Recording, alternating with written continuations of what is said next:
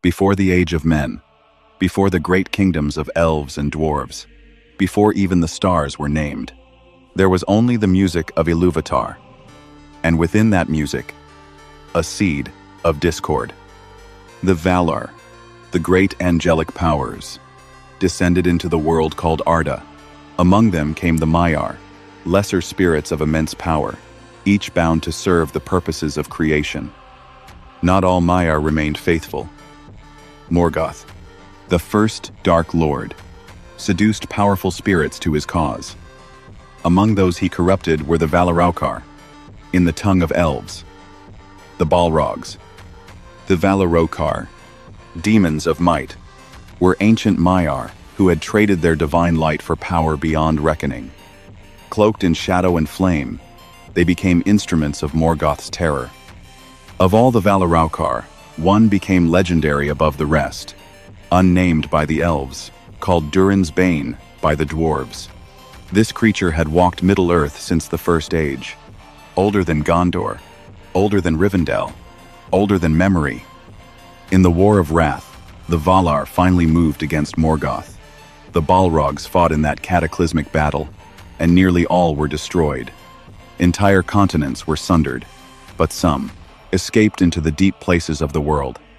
Durin's Bane fled to the deepest roots of the misty mountains, far beneath where even dwarves dared to mine. There, in lightless depths, it slept. Centuries passed. Then, millennia. Waiting. For centuries, the dwarves of Khazad-dûm built their greatest kingdom, Moria. Deep, magnificent, rich beyond imagining. King Durin III walked its halls in glory, but wealth made them bold, and boldness made them reckless. In the year 1980 of the Third Age, dwarven miners broke through the final barrier of ancient rock and found something that had been sleeping for thousands of years. The creature stirred. After ages of silence, it woke. What came was not a beast, not a monster. It was an ancient god of destruction, a being that had fought alongside Morgoth at the beginning of the world. The dwarves had no name for such a thing. They would not survive to give it one. Moria, the greatest dwarven kingdom ever built, fell in a single night. King Durin VI was slain by the creature. His son Nain perished the year after. The dwarves fled or died. Khazad-dûm became a tomb, and the creature took it as its lair. For 5 centuries, no living creature dared enter Moria.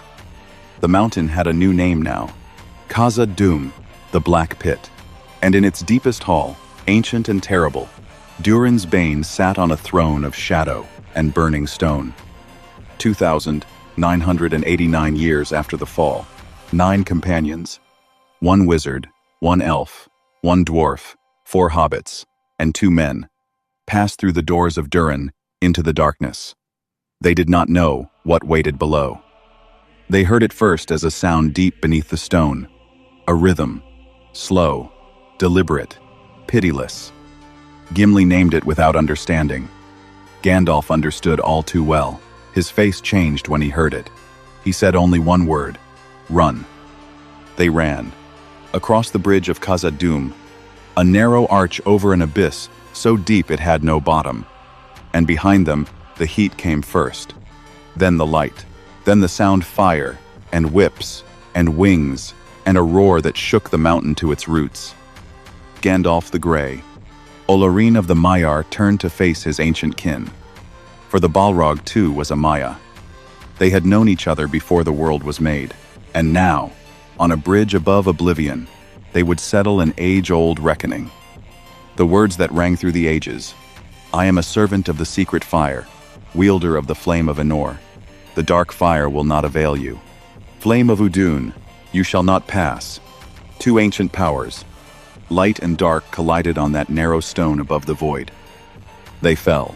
Wizard and demon locked together in battle, plummeting through darkness deeper than any living creature had ever descended. Miles, perhaps more. Through caverns carved by ancient water, through chambers no light had ever touched. They did not stop fighting.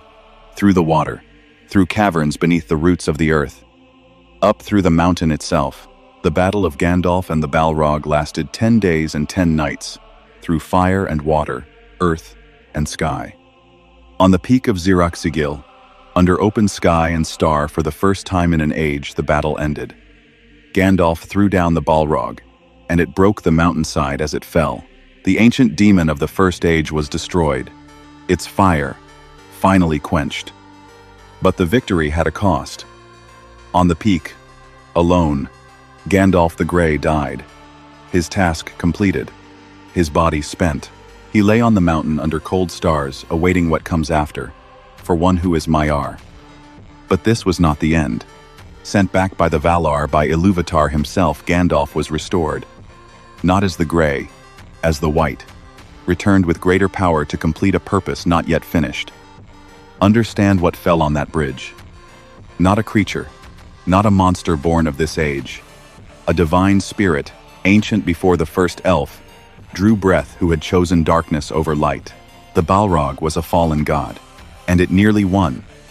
The death of Durin's Bane broke a chain reaching back to the First Age. It was the last of the Balrogs, the last of Morgoth's Valaraukar to walk the earth. When it fell, an era of ancient terror ended forever. Peter Jackson showed us the bridge, the fire, the fall. But Tolkien told us something deeper, that behind every monster is a tragedy, that behind every shadow is a light that was once lost.